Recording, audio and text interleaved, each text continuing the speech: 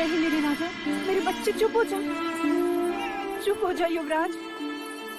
न जाने से आज क्या हो गया, आज तो ये शांत ही नहीं हो रहा।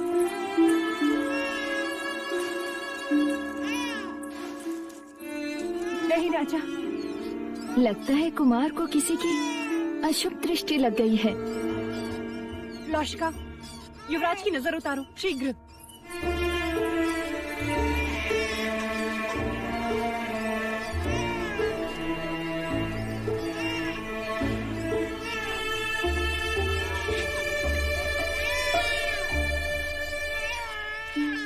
पूर्ण रूप से अपनी माँ पर गए हैं कुमार। महादेवी भी तो जागती थी आधी आधी रात, फिर न जाने क्या क्या जतन करने पड़ते थे उन्हें सुलाने के लिए। सर में तेल लगाओ, गाना गाओ, संगीत सुनाओ।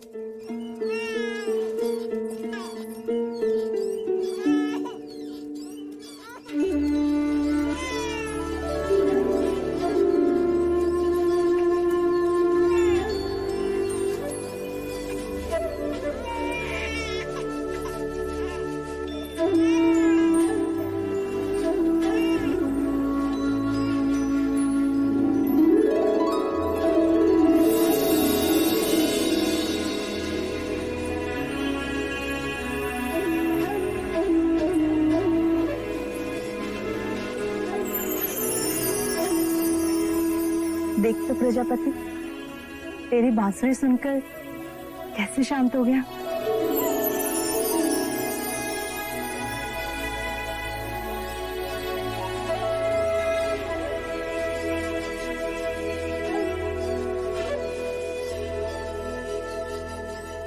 देखिए तो महादेवी, बांसुरी के स्वर सुन के कैसे सो गए हमारे कुमार।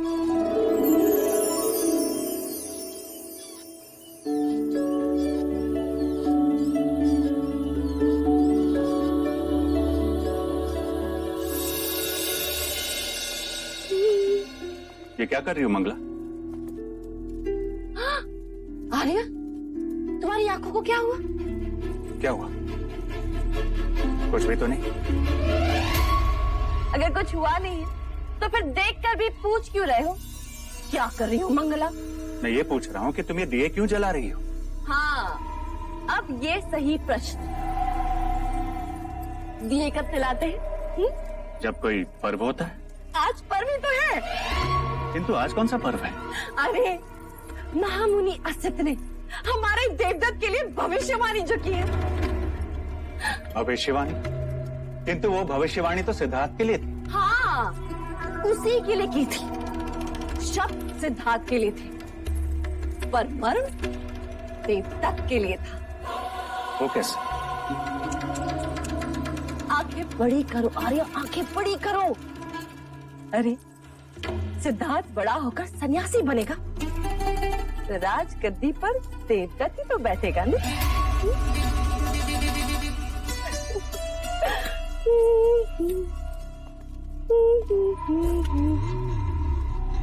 कितनी दूर तक सोच लेती हूँ। मैं कितना भाग्यशाली हूँ कि मुझे तुम जैसी अर्धांगिनी मिली। और मैं कितनी अभागी।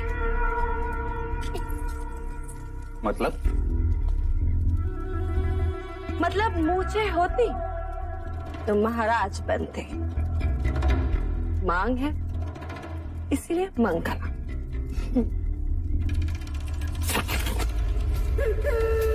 और बहुत ही शीघ्र राजमाता। देवदत्त कहाँ है? मुराज खेले मेरे साथ, मैं आपको हरा दूंगा। पुत्र इस समय नहीं, इस समय मैं अकेले रहना चाहता हूँ। नहीं, मैंने बोला आप खेलिए मेरे साथ। कौन है इस समय नहीं? नहीं, आप मेरे साथ अभी खेल। कौन है इस समय नहीं? आके सो जाओ। देवदत्त उठ, उठ, रोना बंद कर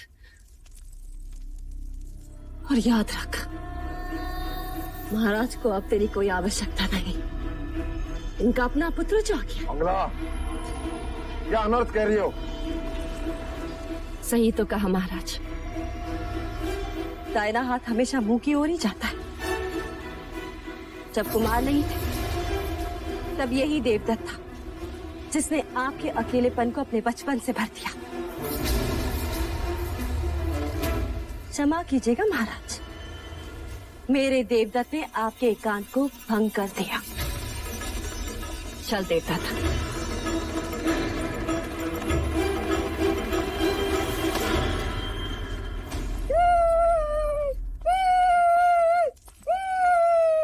शांत शांत हो जा, मैंने कहा ना, एकदम चुप चुप हो जा। धीरे धीरे मंगला दीदी, सिद्धार्थ अभी अभी सोया है। तुम्हें क्या हुआ? तुम क्यों रो रहे? आज महाराज पहली बार देवदत्त पर क्रोधित हुए हैं। महाराज क्यों? आपके कारण। हमारे कारण? आप महादेवी माया को वचन देकर भूल गई महादेवी प्रजापति। आपने कहा था कि आप दोनों का ध्यान रखेंगे, परंतु युवराज सिद्धार्थ के लालन पालन में इस तरह डूब गई हैं आप कि व्यथा में डूबे महाराज पर ध्यान ही नहीं रहा आपका। माँ तो बन गई, परंतु पत्नी का धर्म भूल गई।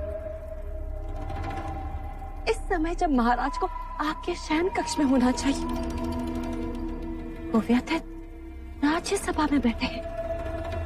आप महादेवी हैं, किंतु आयु में मैं आपसे बड़ी हूँ। आपका ध्यान रखना मेरा कर्तव्य है, इसलिए बिना मांगे आपको सलाह दे रही हूँ। ऐसे कोमल अवसर में अपने पुरुष को अकेला नहीं छोड़ना चाहिए। आप समझ रही हैं ना?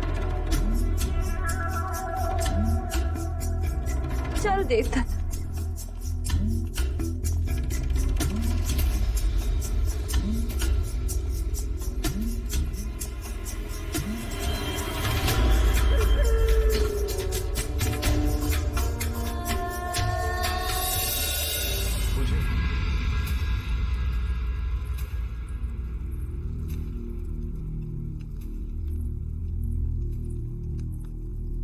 महाराज कहाँ हैं? अभी अभी प्रशिक्षण क्षेत्र की ओर गए हैं महादेवी।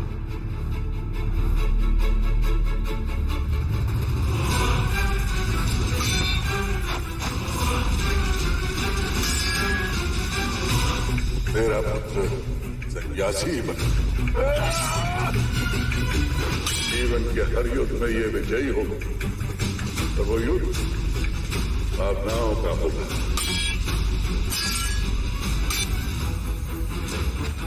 भले इसने तेरे क्षत्रिय कुल में जन्म लिया हो, पर रूप सन्यासी का लेकर आया है। क्षमा महाराज, दोस्त तुम्हारा नहीं, मैं बेध्यान हो गया था।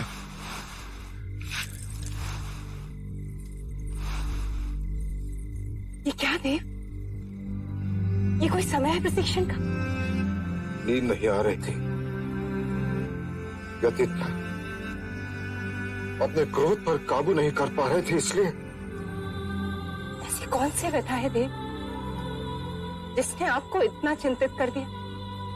इस शाक्य कुल का पतन होते नहीं देख सकता देवी।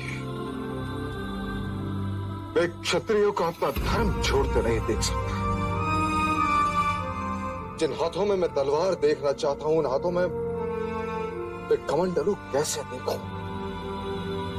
जिस शरीर पर मैं रक्त रंजित घाव देखना चाहता हूं, वहां चंदन तिलक कैसे देखूं देवी? कैसे देखूं? आप किसकी बात कर रहे हैं देव? कुमार सिद्धार्थ की, असत मुनि की वाणी अभी गूंज रही है मेरे कान में। आप अकारण ही व्यथित हो रहे हैं देव। कल किसने देखा है? इतना जब तब यज्ञ के पश्चात एक पुत्र हुआ, और वो भी सन्यासी। ऐसा कुछ नहीं होगा देव। असत मुनि की वाणी कभी असत्य नहीं हुई देव। किंतु भविष्य के गर्भ में क्या है, यह कोई नहीं जानता। मैं तुमसे पूछता हूं देवी, तुम्हें क्या लगता है जिस भगवे वस्त्र से सन्यासी का चोला बनता है, उसी भगवे वस्त्र से हमारे राज्य का परचम बना है। वस्त्र हमारे पास है और हमें उसका क्या करना है, यह तो हमारे ही हाथों में है ना देव। आप कुलगुरु वाचस्पति से विचार विमर्श करें, वह अवश्य ही कोई मार्ग सुझाएंगे। हाँ देखिए,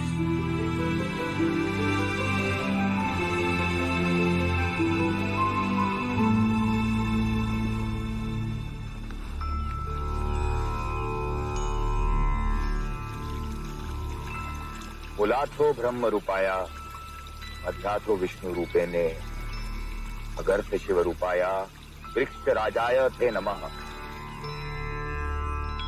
महादेवी प्रजापति, आपका यह विचार अति सराहनीय है। यदि हर परिवार अपने मृत आत्मा की स्मृति में एक वृक्ष लगाए और उनका जतन करे तो पृथ्वी सदैव हरित रहेगी और उनकी स्मृति भी जीवित रहेगी। आज हमने ये वृक्ष लगाकर माँ देवी महामाया की स्मृति को सदैव के लिए धरती से जोड़ दिया है। महादेवी महामाया की, महादेवी महामाया की, महादेवी महामाया की।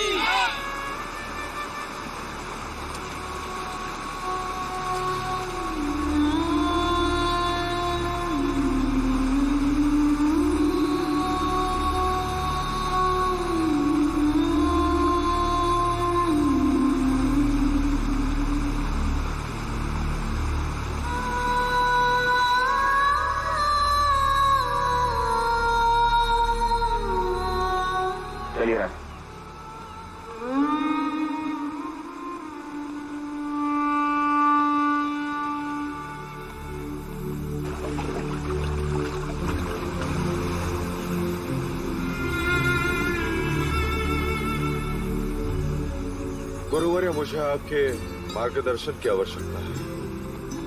अवश्य राज। आप तो जानते हैं कि असित मुनि ने भविष्यवाणी की है कि सिद्धार्थ बड़ा होकर सन्यासी बनेगा, परंतु मैं चाहता हूं कि सिद्धार्थ बड़ा होकर चक्रवर्ती सम्राट बने। मुझे यही चिंता सता रही है कि सिद्धार्थ का भविष्य क्या होगा। इस बहते पानी को देख रहे हैं राजा?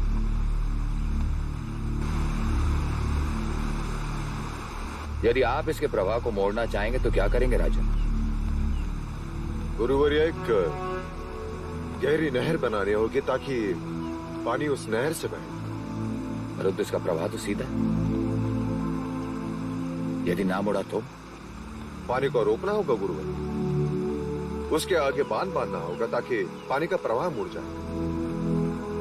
सिद्धार्थ का जीवन भी इस बहते पानी की प्रवाह की तरह है राजा। यदि आप उसे योद्धा बनाना चाहते हैं तो क्षत्रियता की गहरी नहर खोदनी ही पड़ेगी। बैरागी बनने से रोकना चाहते हैं तो माया और करुणा के आगे बांध बांधना ही होगा। असित मुनि की दृष्टि एक सन्यासी की है, इसलिए उन्हें सिद्धार्थ की महानता केवल एक सन्यासी बनने में दिखती है। परंतु आप क्षत्रिय हैं, इसलिए आपको सिद्धार्थ की महानता एक चक्रवर्ती सम्राट बनने में दिखती है। क्षत्रिय धर्म से सींचोगे तो क्षत्रिय ही बनेगा। शारीरिक बल, शस्त्र संचालन, घुड़सवारी, हाथी प्रशिक्षण की ऐसी शिक्षा दीजिए कि वो योद्धा ही बने राजन। करुणा और माया से उसे सदैव दूर रखना राजन। वो मनुष्य को बैराग की ओर ले जाते हैं।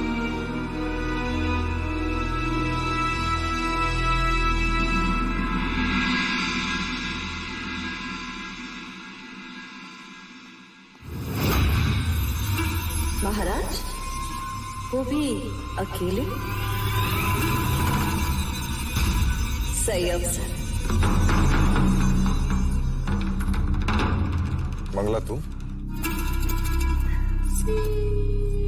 इतने दिनों पश्चात आपसे अपना नाम सुनकर मन आनंदित हो गया महाराज। अच्छा हुआ। मैं भी तुमसे कुछ बात करना चाह रहा था। क्या हुआ?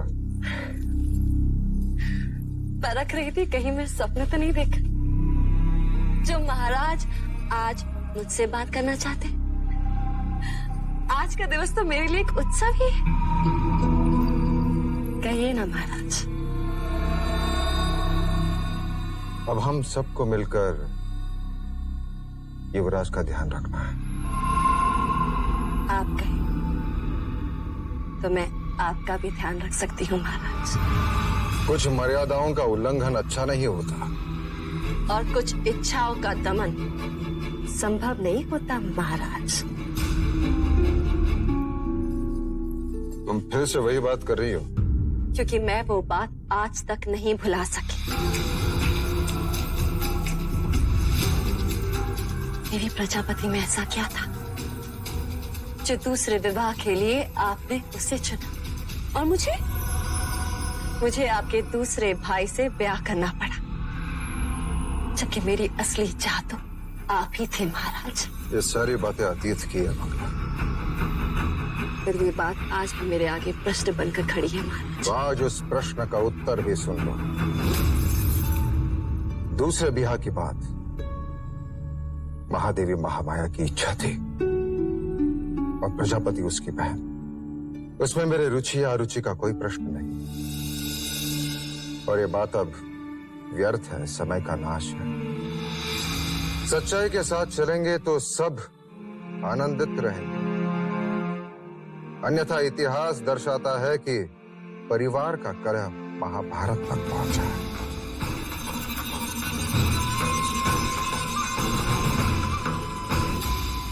महाराज शुद्धोदन, पहले मेरी दृष्टि केवल आप पर थी, परंतु अब आपके साम्राज्य पर भी है। कपिलवस्तु की महादेवी नहीं बन सकी, परंतु राजमाता अवश्य बनकर दिखाऊंगी। मैंने युवराज सिद्धार्थ के हाथ में कमंडल ना थमाया ना, तो मंगला को मंगला मत कहना।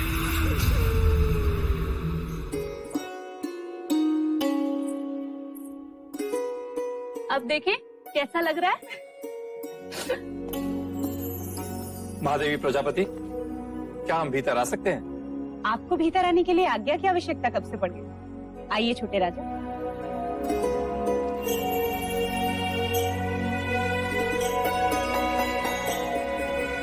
कैसे हो क्षत्रिय? ऐसे क्या देख रहे हो? हम तुम्हारे छोटे चाचा हैं। महादेवी, महाराज ने कुमार के लिए वस्त्र भिजवाए। वस्त्र? देव ने?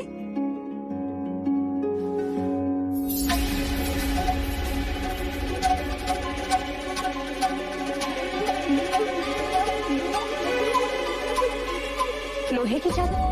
प्रतिरात्र कुमार को यही वस्त्र उड़ाकर सुलाया जाए, यही भाई महाराज का आदेश है। महाराज चाहते हैं कि कुमार अभी से लोहे से खेलें, उसे छुएं, उसे अपना लें, जिससे बड़े होकर उन्हें लोहा भारी न लगे। आपके भाई महाराज इस वक्त हैं कहाँ? पता नहीं महादेवी, किसी गुप्त मंत्रणा के लिए गए।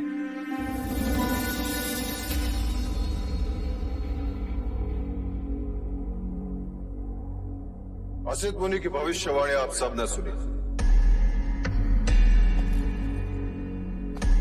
मैं नहीं चाहता कि सिद्धार्थ सन्यासी बने। आप निश्चिंत रहें महाराज, सन्यास तो वन प्रस्थान की आयु में लेते हैं। या तो अति दुखी मनुष्य सन्यास के बारे में सोचता है। दुखों से तो मैं सिद्धार्थ को कोसों दूर रखूंगा। सन्यास लेने के बारे में तो रोगी भी सोच सकते हैं महाराज, और वो भी जो भोग विलास से दूर भागते हैं। अर्थात वो लोग जो दुर्बल हैं।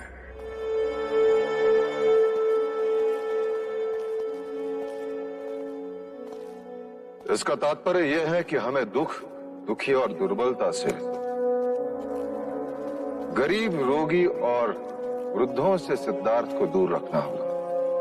परंतु ये तो असंभव है महाराज। राज्य में गरीब, वृद्ध, रोगी, प्रजाजन तो रहेंगे ही। उन सबसे सिद्धार्थ को कैसे दूर रख सकते हैं?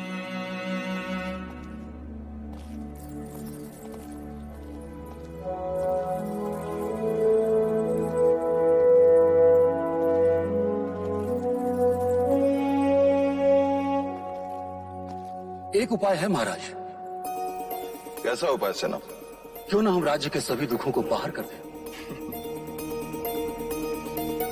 महाराज, क्यों ना हम रोगी, वृद्ध और आर्थिक रूप से पीड़ित ऐसे मनुष्यों को कपिल वस्तु से बाहर फेंक दें। यह संभव है सेनापति सुमन, हम ये नहीं कर सकते। हमारा कर्तव्य प्रजा की सेवा है, उन पर अन्याय करना नहीं। हम उन पर अन्याय नहीं करेंगे, बदले में हम उन्हें उत्तम जीवन देंगे। अर्थात हम उन्हें ऐसी जगह भेजेंगे जहां रोगियों का इलाज होगा, गरीबों को रोटी मिलेगी, वृद्धों को मान सम्मान मिलेगा।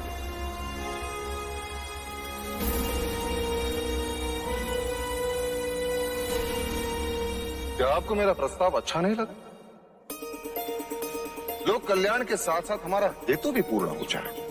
क्षमा महाराज, किंतु इतने लोगों को हम बसाएंगे कहाँ? ये लोग हमारे कहने से जाने भी तो चाहिए। मैं स्वयं उन्हें समझाऊंगा। और नहीं माने तो? नहीं माने तो हम उन्हें बलपूर्वक मनाएंगे। शस्त्र के आगे शास्त्र भी झुकते हैं। पहाड़ की दूसरी ओर एक आरोग्य धाम, एक नई नगरी का निर्माण करेंगे। लोगों को किसी प्रकार की कोई कमी नहीं होगी। क्षमा करें महाराज, इतना बड़ा निर्णय हम अकेले कैसे ले सकते हैं? हमें शाह की सभा बुलानी होगी। साम दाम दंड भेद, किसी भी प्रकार ये प्रस्ताव पारित होना ही चाहिए। मैं सिद्धार्थ को सन्यासी बनते नहीं देख सकता।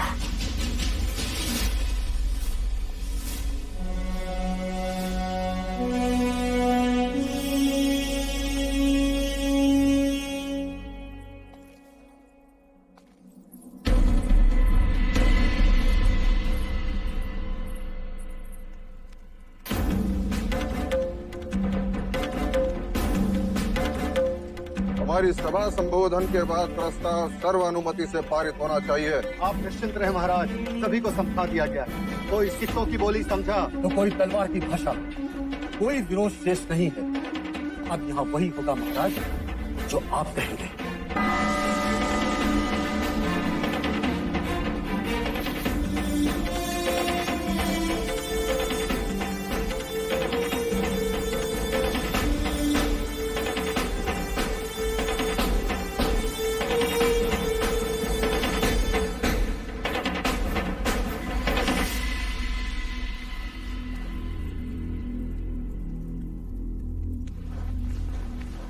आज की तत्काल सभा का तात्पर्य यह है कि मैं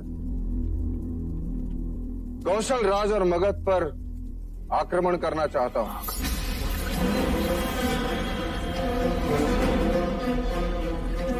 क्या हमने कुछ असत्य कहा? क्या हमें से हर एक शाक्य ये नहीं चाहता कि कपिल वस्तु का विस्तार हो? किंतु उन दोनों से युद्ध का विचार तो आत्मघाती है महाराज शुद्धोधन। कीचक जी,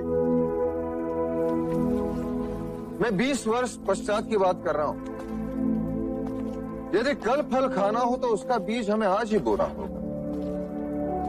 कल के युद्ध के लिए आज हमें एक ऐसे नेतृत्व को ढूंढना होगा जो आने वाले कल में हमारा सेनापति हो, सम्राट हो, ऐसा योद्धा हो जिसे देखकर शत्रु भयभीत हो जाए, जिसे भाग्य का भी साथ हो और आप सबका साथ। मेरे कुमार सिद्धार्थ में ये सारी योग्यताएं हैं, ये केवल मैं नहीं कहता। शाक्य कुलगुरु वाचस्पति का भी यही कहना है। इसलिए हमें कुछ कड़े कदम उठाने होंगे जिससे हमारी आने वाली पीढ़ी शक्तिशाली हो, दुखों से कोसों दूर हो, चिंता से मुक्त हो। इसलिए मेरा यह सुझाव है कि हम एक नई नगरी का निर्माण करें जहां कपिल वस्तु के रोगी, वृद्ध और आर्थिक रूप से पीड़ित लोगों को रखा जाएगा, जिससे हमारे युवकों को अपने कर्तव्य से मुक्ति मिले, ताकि वो युद्ध कला और राज्य की प्रगति की ओर अपना लक्ष्य केंद्रित कर सके।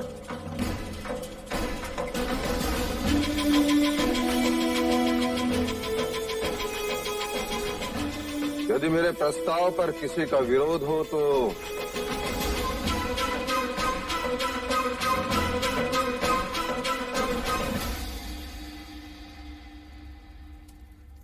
क्या शाक्य कुल के सभी प्रतिनिधियों को इस प्रस्ताव पर सहमति है? क्या महाराज शुद्धोदन की राय सबको मान्य है? तो क्या हम ये समझ लें, शाक्य सभा में यह प्रस्ताव सर्वसम्मति से पारित होता है?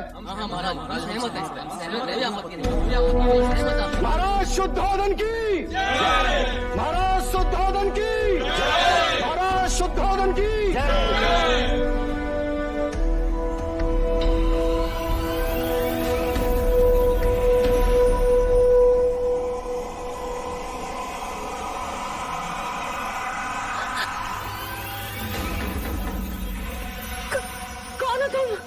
हमारी दादी तंत्र मंत्र जानती है, आपने कहा था ना।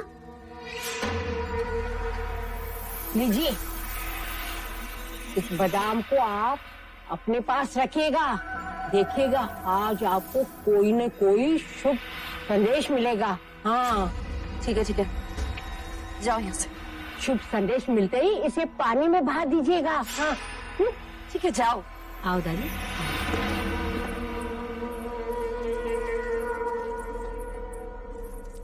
कौन थी वो?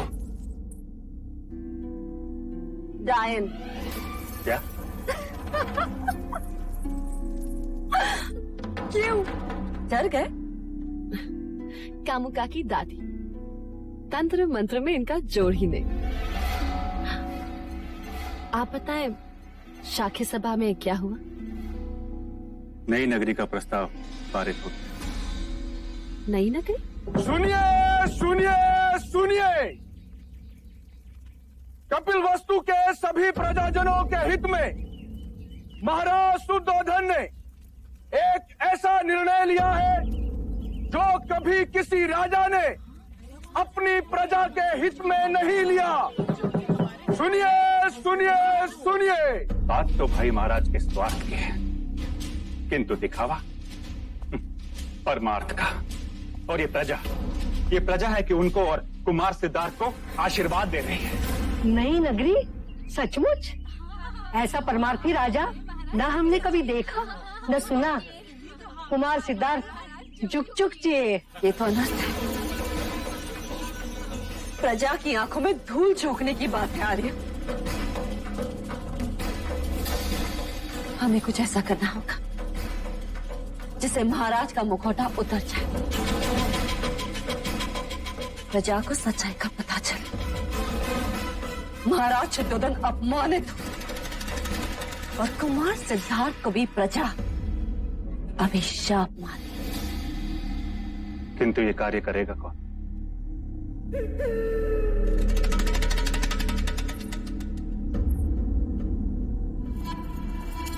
कामुका। नई नगरी का लाभ लेने के लिए सभी गरीब, वृद्ध और रोगियों को 2 दिन में कपिल वस्तु छोड़कर वहां जाना होगा। यह फैसला जनहित में है, इसलिए महाराज आप सभी से सहयोग चाहते हैं जिससे बल का उपयोग ना करना पड़े। ऐसे कैसे बोल रहे हैं ये लोग? हाँ, ऐसे कैसे कर सकते हैं राजा, बताओ तो।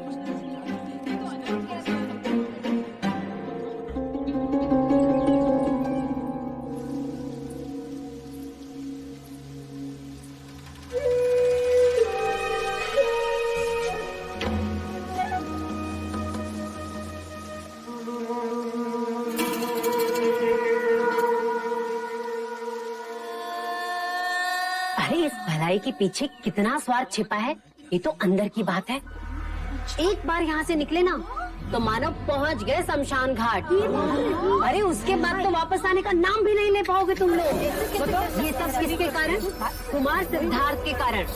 कहते हैं उन्हें दुख नहीं दिखना चाहिए, वरना कुमार सन्यासी हो जाएंगे। इससे तो अच्छा होता कि कुमार पैदा ही ना होते। महल में दिए जले, इसलिए हमारे घर में अंधेरा। अरे कहते हैं बड़ा भाग्यशाली है, जन्म लेते ही माँ को खा गया और अब बड़ा हुआ तो ये कपल वस्तु खाली करवा रहा है। ये कैसा भाग्यशाली है? हाँ, महाराज को रोकिए महादेवी प्रजापति।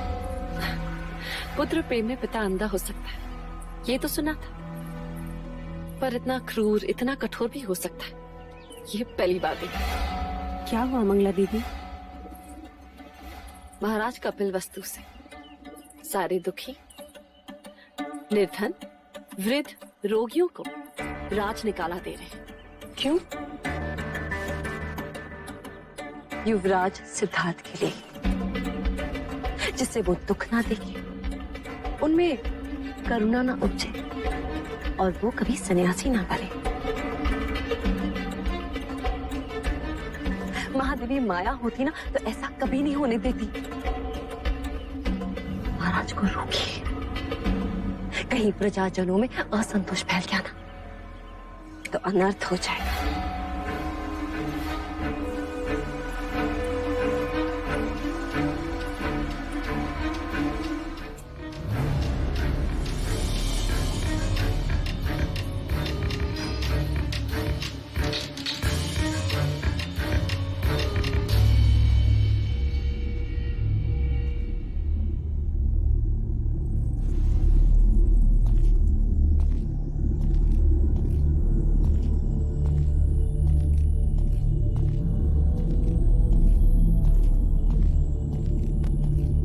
प्रजापति तुम?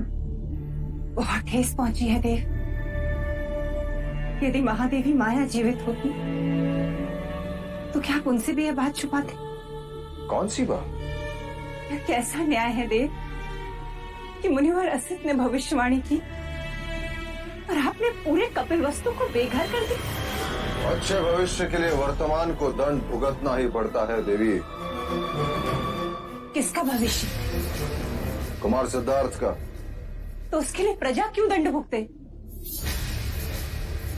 अभी भी समय है देव, अपना आदेश वापस ले लीजिए, अन्यथा प्रजा का रोष हमें जीने नहीं देगा। क्या मिलेगा आपको यह करके? कपिल वस्तु को भावी सम्राट, जो संपूर्ण भारतवर्ष पर राज करेगा। प्रजा को दुखी करके कभी कोई राजा खुश नहीं रह सकता देव। किस किस से दूर रखेंगे आप कुमार को? प्रकृति के भेद छुपाए नहीं छुपते। आप उनसे मनुष्य का दुख छुपाएंगे, मृत्यु छुपाएंगे, किंतु वृक्ष से गिरते पीले पत्ते कैसे छुपाएंगे? मुरझाते फूल कैसे छुपाएंगे देव? देवी तुम्हारी भावनाएं मुझे दुर्बल कर रही हैं। और पुत्र प्रेम आपको निष्ठुर। कहीं ऐसा ना हो कि कुमार बड़े हो और इस कांड का उल्लेख निकले तो उनका सर शर्म से झुक जाए। प्रजापति, ये मत भूलो कि मैं उसका जन्मदाता हूँ। मेरा अधिकार तुमसे बढ़कर है। मैं उसके लिए जो कुछ भी कर रहा हूं उसके हित में कर रहा हूं।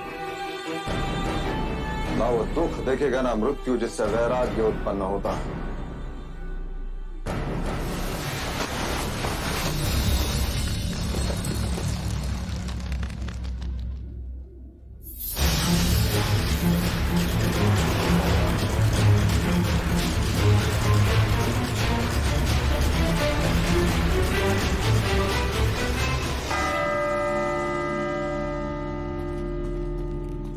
आज के बाद कपिल वस्तु में कोई शमशान घाट नहीं होगा, कहीं धुआं नहीं उठेगा।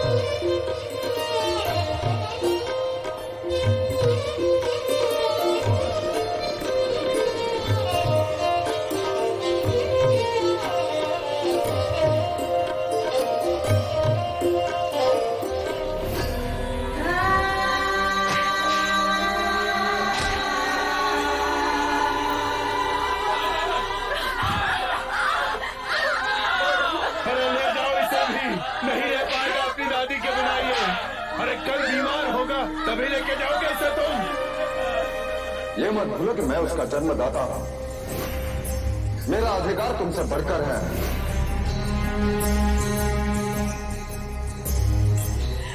महादेवी, महादेवी, ये मनुष्यता नहीं है महादेवी।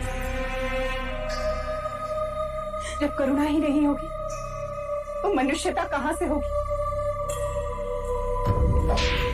इतना अत्याचार मत करो हम पर, मत लो हमारा अभिशाप।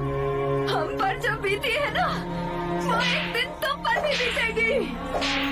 और जिसके लिए तुम हमें बेघर कर रहे हो, वही तुम्हें एक दिन त्याग कर चला जाएगा।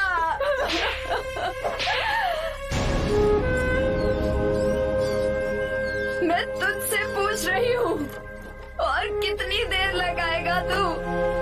और तू कब से निष्ठुरों का साथी बन गया? बोल, चुप क्यों है तू? क्या हमारा दुख कुछ तक नहीं पहुँचता? इस आतंक को देखकर तेरी आंख से आंसू क्यों नहीं बहते?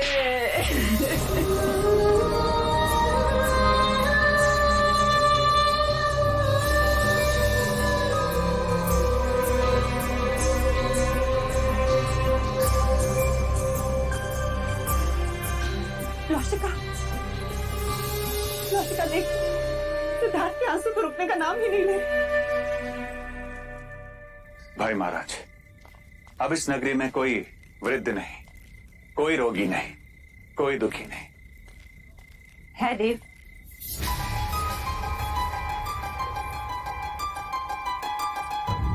कौन दुखी है? कुमार सिद्धार्थ। उनके आंसू नींद में भी रुकने का नाम नहीं ले रहे। वह सुषेण को तत्काल बुलाया जाए। जी भाई महाराज। दुख केवल तन में या आसपास नहीं होता, मन का भी होता। मन के दुख का क्या करेंगे देव? क्षत्रिय के मन में केवल स्वाभिमान रहता है, दुख नहीं।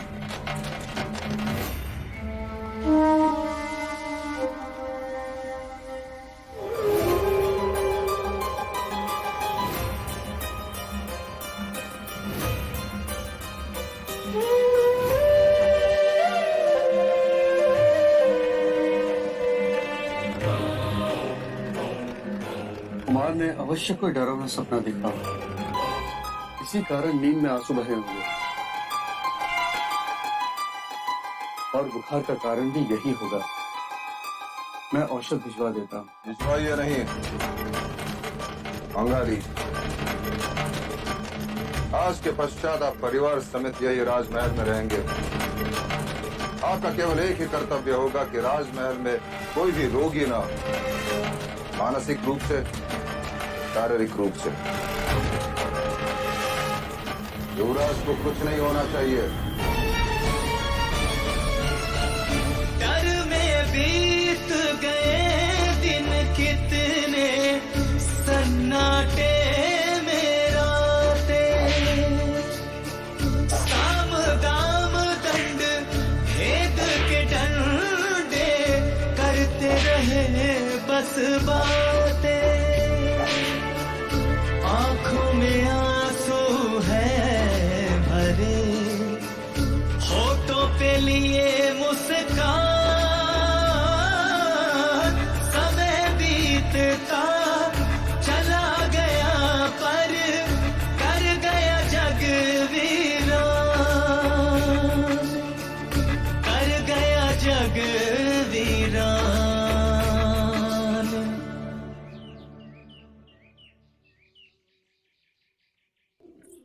सिद्धार्थ,